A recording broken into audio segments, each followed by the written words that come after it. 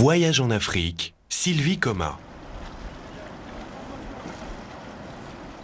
Brazzaville. Balade sur les rives du fleuve Congo. Voilà, le fleuve Congo, qui est lourd, qui est marron. Je suis installée sur un gros rocher juste en face. De l'autre côté de l'eau, on voit les grandes tours de Kinshasa. Le bruit de tronçonneuse que vous entendez par moments, ce sont des pêcheurs qui sont en train de fabriquer une pirogue dans une grande bille de bois. Tout là-bas, on voit des rapides, des crêtes d'écume blanche. Ça moutonne dans tous les sens. Le courant fait danser les jacinthes d'eau. Ça fait des taches violettes sur l'eau. Puis le ciel, on dirait de l'argent en fusion. Ça veut dire qu'il va pleuvoir. Alors il faut qu'on se dépêche avant que le ciel se déverse sur nous. Là-bas, au milieu de l'eau, on voit un tout petit point noir. C'est un piroguier qui fait du trafic entre le Zaïre et le Congo. Parce qu'ici, on fait tous les trafics. Il y a des beaches sauvages tout le long du fleuve qui sont contrôlés par des ninjas. Alors là, on s'est installé à l'abri d'une grande barge échouée, une grande barge toute rouillée. Avec nous, il y a des pêcheurs, des passeurs, des piroguiers, et puis tous les esprits du fleuve, bien sûr. Est-ce qu'avant les événements, il y avait autant de trafic entre le Congo et le Zaïre? Bon, avant les événements, ce trafic se faisait, mais pas autant que maintenant. Parce que maintenant, la majorité des marchandises passent maintenant par ici. Bon. Lors des événements, Congo était bloqué. On ne pouvait pas accéder de l'autre côté de la ville, de Mongali, de Mukondo. Donc c'était bloqué par les militaires de la mouvance. C'est parce qu'il y avait un barrage translucide alors. Translucide? Pendant les barricades, par exemple, nous on a un rebord qu'on avait dépêché, on avait pris des risques, on est passé vers la gare de Lissouba. Ils ont tiré. Qui a tiré? La garde a tiré. Oui, les militaires congolais. D'accord. On tirait, nous sommes passés, on a pris des risques. Nous sommes allés acheter l'essence et les huiles pour ravitailler le quartier Bakongo par exemple. Donc nous, c'est les Zaïre qui nous ravitaillaient.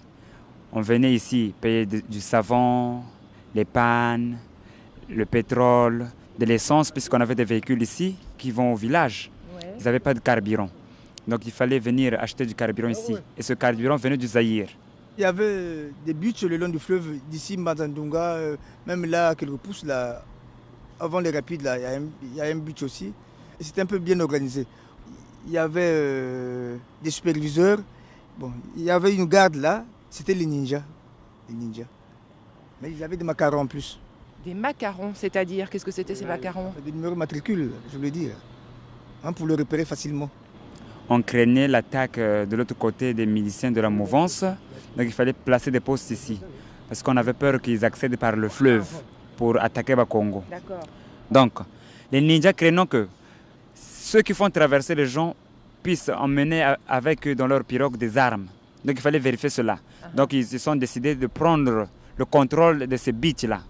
Et ces beaches sont restés depuis les événements? Si, ça existe jusqu'à présent. Parce que les gens, quand ils viennent, quand ils accostent, vous payez la marchandise, vous remettez un billet, et puis vous montez là. Il y a des taxes. Donc ça oui, en plus, ils prélèvent une sorte d'impôt, de taxes. Oui, il y a des taxes justement. Ces recettes-là, ils vont le renverser au quartier général de M. Bernard Kolela. Donc il faut tout le temps passer au quai des ninjas. Si jamais tu dévies le poste, ils te remarquent, ils t'attrapent, ils prennent tout, ta pirogue, les marchandises et parfois tu as des menaces. Est-ce qu'ils sont toujours armés, les ninjas des beaches sauvages là? Ils sont encore armés parce qu'on s'attend à tout. Parce qu'ici, il y a toujours des gens qui veulent venir toujours provoquer. Parce que comme nous sommes à l'approche des élections, ils viennent, parfois il y a des gens qui viennent par des pinances, qui viennent tirer. Ah bon? Donc, oui, justement. C'est arrivé ça? Oui, ça arrive. Parfois on entend des coups de feu. Il faut être prudent, on ne sait jamais parce qu'eux, de l'autre côté aussi, ils ont des armes. Donc il faut être prudent.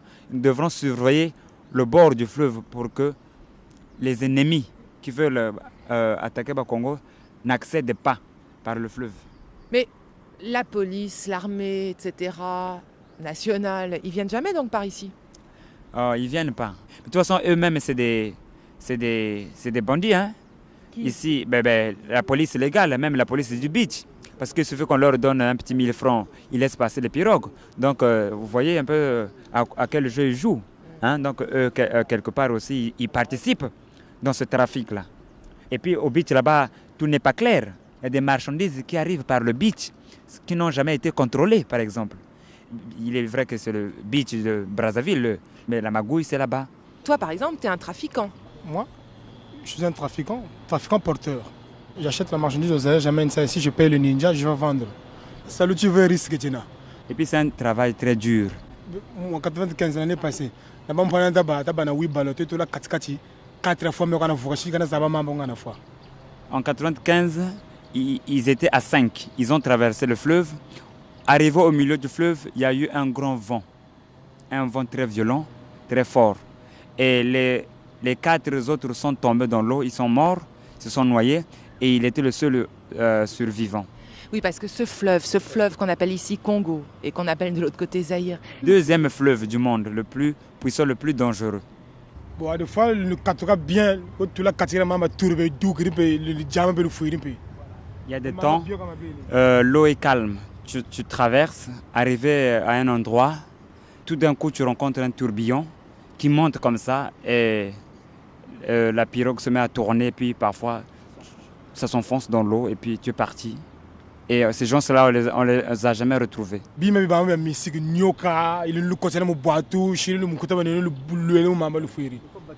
Des fois, il y a des serpents. Bon, quand on est dans l'eau, quand on traverse, il y a des serpents.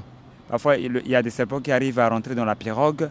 Et si c'est un grand serpent, tu n'as pas le choix. Parfois, tu tombes dans l'eau où il peut te mordre et puis facilement tu meurs. Ça t'est arrivé, ça? À 3 reprises. Nous, ici, aussi, on avait vu dans les photos quelqu'un, la face d'un être humain, la face de quelqu'un, d'un être humain. Et puis le corps, c'était carrément un serpent, un boa. Voilà. Qu'est-ce que c'était que ces photos? Tu les as vues où? Je les ai vues au marché Total, dans la grande marché Total, là où toutes les choses sont vendues, quoi. Donc c'est là-bas que j'avais vu dans les photos. Et je ne suis pas seul qui avait vu ces photos-là. On est beaucoup qui avaient vu ces photos-là au marché Total. Et jusqu'à présent, ils continuent à vendre ces photos-là. Il y en a encore des photos là, vous verrez, quelqu'un avec des yeux ici, mais là, c'est carrément un serpent. Voilà. Elles sont en couleur ou elles sont en noir et blanc, ces photos? Bon, les photos, c'est en noir et blanc. C'est des photos qui ne datent pas aussi d'aujourd'hui. Hein. C'est des photos qu'on a eues il y a très longtemps quand même. Et tu n'as jamais pensé que ces photos pouvaient être montées? Bon, j'ai pas vraiment, ça m'a pas traversé l'esprit tout de suite de dire que voilà, peut-être c'est juste une mise en scène, mais bon on est africain, parfois il faut croire ce genre de trucs. On ne peut pas en douter parce que l'Afrique c'est chaud, c'est comme ça.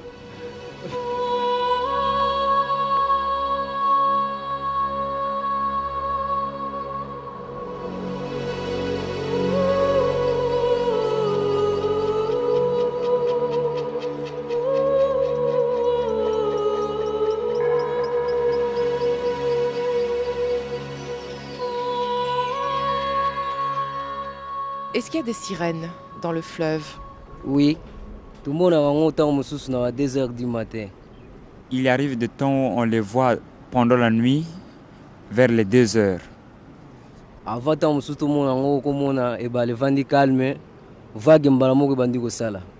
Il arrive un temps, le fleuve se calme et il y a des vagues qui apparaissent, des vagues un peu bizarres.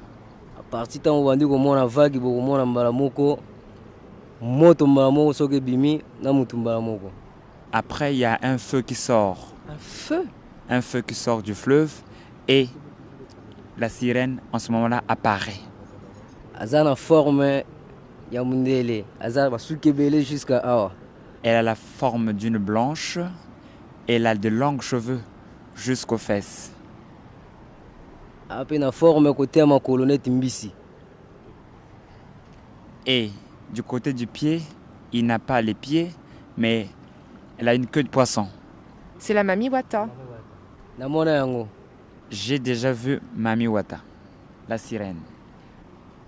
D'autres mystères que je peux dire du fleuve Congo, c'est à partir des pêcheurs. Les pêcheurs, quand ils arrivent dans l'eau pour tirer leurs canaux des poissons, et en tirant, parfois, ils peuvent attraper un gros poisson. qu'on appelle ici Pondo. Pondo, c'est un truc, c'est un gros poisson qui a une gueule d'un chat.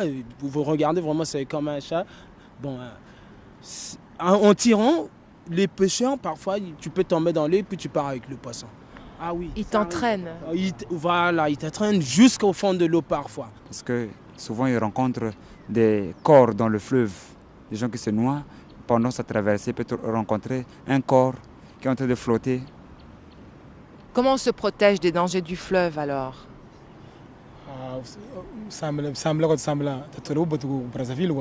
Il faut prier avant la traversée. Parce que la prière, c'est ça qui garantit tout. Parce que le fleuve n'aime pas les fétiches. Comment tu sais que le fleuve n'aime pas les fétiches? Parce que nos parents nous disent toujours que le fleuve, c'est un pays. C'est un pays puisque le fleuve entend. Et ils disent qu'il y a des gens qui y vivent, qui sont là, dans le fleuve, sous l'eau. Sous l'eau, voilà. Et qui c'est ces gens-là? Ben nous, on ne les voit pas. Mais il y a des gens qui viennent ici, qui viennent prier, qui rentrent en transe. Bon, moi, j'ai fait partie une fois des gens qui sont venus prier ici au fleuve. Et parmi ces gens qui priaient, il y avait un qui avait confisqué de l'argent pour quelqu'un au quartier. Ouais. Et il y a eu quelqu'un qui est rentré en transe, en communication avec ceux qui sont dans l'eau. Ils ont eu à dire qu'eux, ils n'étaient pas d'accord, qu'ils n'aiment pas les gens qui ont ces genres d'habitudes. Ça se disait à travers des transes. Hein. Donc, on lui avait même demandé d'aller remettre cet argent qu'il avait confisqué. Parce qu'eux, ils n'aiment pas ça. Eux, ils sont saints. Ils ont un cœur pur. Et ici, à Brazzaville, plus particulièrement au Congo, il y a des enfants qui naissent avec des malformations. Ou soit on vous dit que votre enfant est né avec des dettes. Et ces dettes-là, pour les payer, on vient les payer au fleuve. Vous prenez soit des pièces de 5 francs, des petites pièces de 5 francs que vous jetez dans le fleuve, qui les acceptent eux. Et tout d'un coup, vous voyez l'eau qui se soulève, qui vient vous mouiller. Et si jamais parmi vous, il y a quelqu'un qui rentre en transe, il peut vous dire, par exemple, nous acceptons vos offrandes. Donc, votre enfant n'aura plus de maladies, n'aura plus de problèmes, nous lui donnons beaucoup de chance. Dans le fleuve, il y a des gens qui vivent, et nous, par rapport à ce que nous voyons, nous croyons nous aussi. Parce que c'est des choses vraies que nous voyons, qui existent.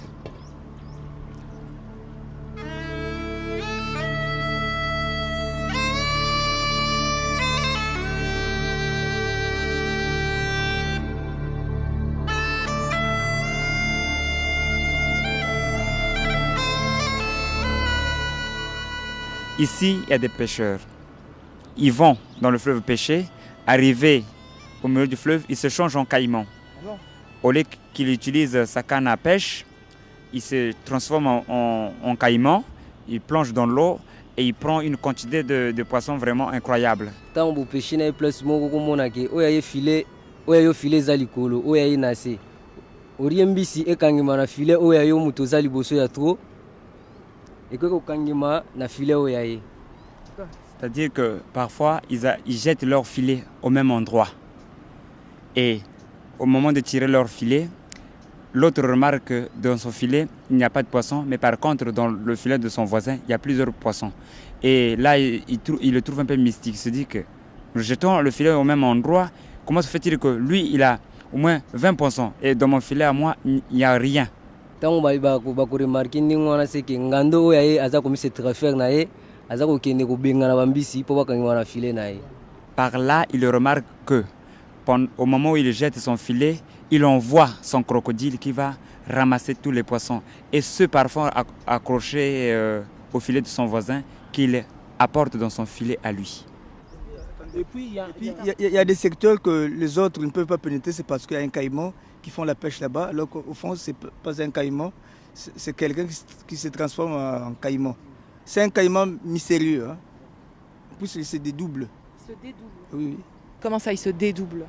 Ah, ça...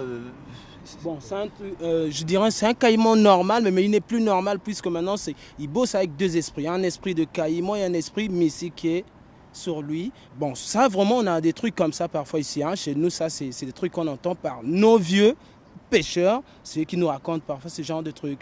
C'est ce qu'en face on appelle les hommes crocos, les hommes crocodiles.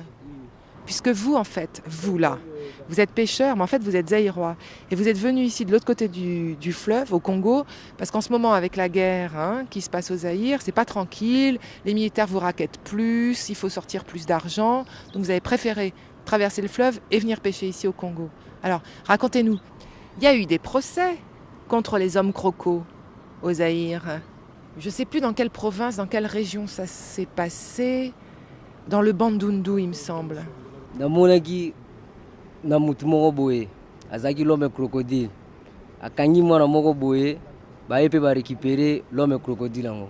Il y a eu au Zaïre, dans un quartier, quelqu'un qui s'était transformé en crocodile, qui avait mordu un petit garçon au quartier qu'il voulait avaler.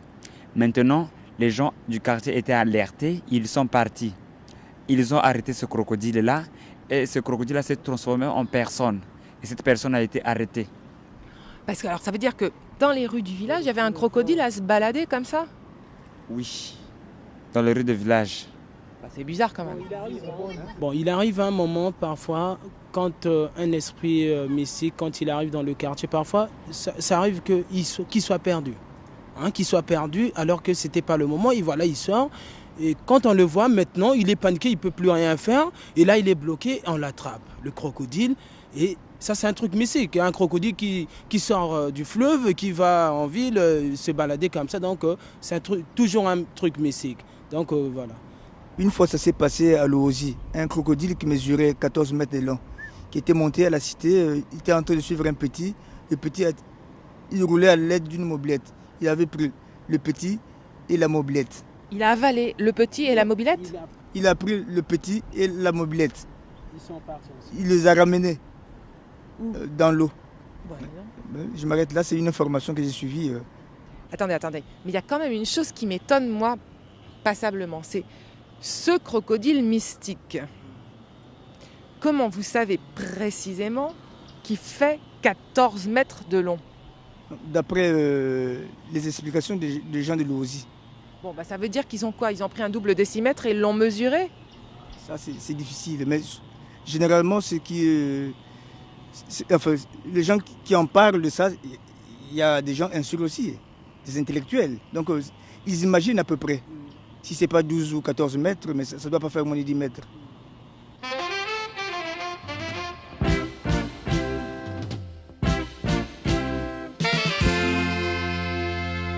Les jaloux saboteurs aux yeux de crocodile veulent mon échec, me souhaitent la misère.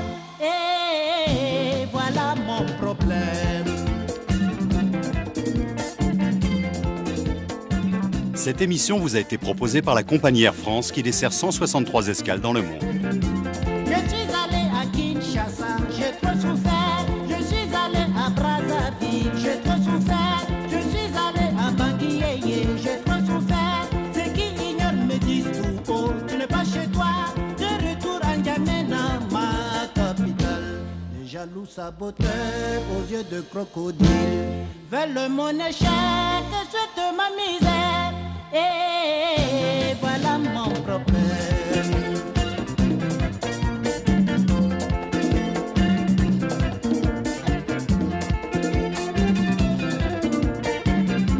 Je suis allé à Kinshasa, j'ai trop souffert. Je suis allé à Libreville, j'ai trop souffert. Je suis allé à Yaoundé, j'ai trop souffert. Ceux qui ignorent me disent tout haut, tu n'es pas chez toi.